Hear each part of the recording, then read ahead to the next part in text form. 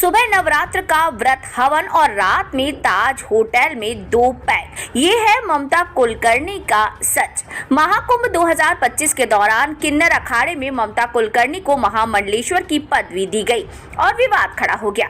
90 के दशक की बोल्ड एक्ट्रेस ममता कुलकर्णी उस दौर में भी काफी विवादित रही थी। पूर्व एक्ट्रेस ने खुद सुनाया पुराना किस्सा। ममता कुलकर्णी 90 के दशक में जब फिल्मों में आई तब भी आते ही सुर्खियों में छा गई थी। अब जब ममता कुलकर्णी आध्यात्म की दुनिया में पदवी पा चुकी थी तब भी विवादों ने उनका साथ नहीं छोड़ा।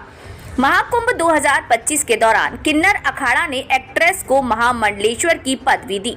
7 दिन वो महामंडलेश्वर रही भी, लेकिन कई बाबाओं के विरोध के बाद उन्हें इस पद से हटा दिया गया। हाल ही में एक टीवी शो में नजर आई ममता कुलकर्णी ने अपने साध्वी बनने के सफर के बारे में बात करते हुए कहा कि पिछले 23 साल से उन्होंने एक भी एडल्ट फिल्म नहीं देखी, लेकिन नवरात्र में 2 पैग लगाने का किस्सा भी खुद एक्ट्रेस ने ही बताया है।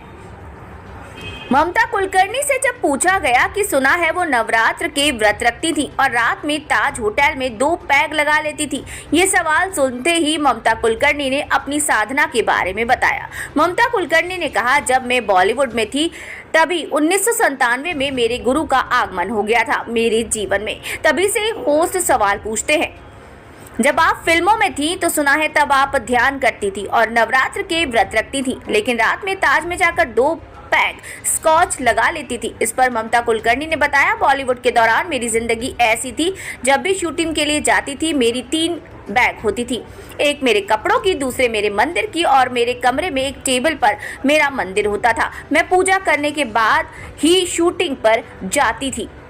ममता आगे कहती हैं, नवरात्र में मैं व्रत रखती थी। ये नवरात्र 9 दिन की सिद्धि होती है। मैंने व्रत का और 3 हवन सुबह, दोपहर और शाम का संकल्प लिया था। 9 दिन में सिर्फ पानी पर थी। 36 किलो चंदन की लकड़ियों के साथ मैंने यज्ञ किया।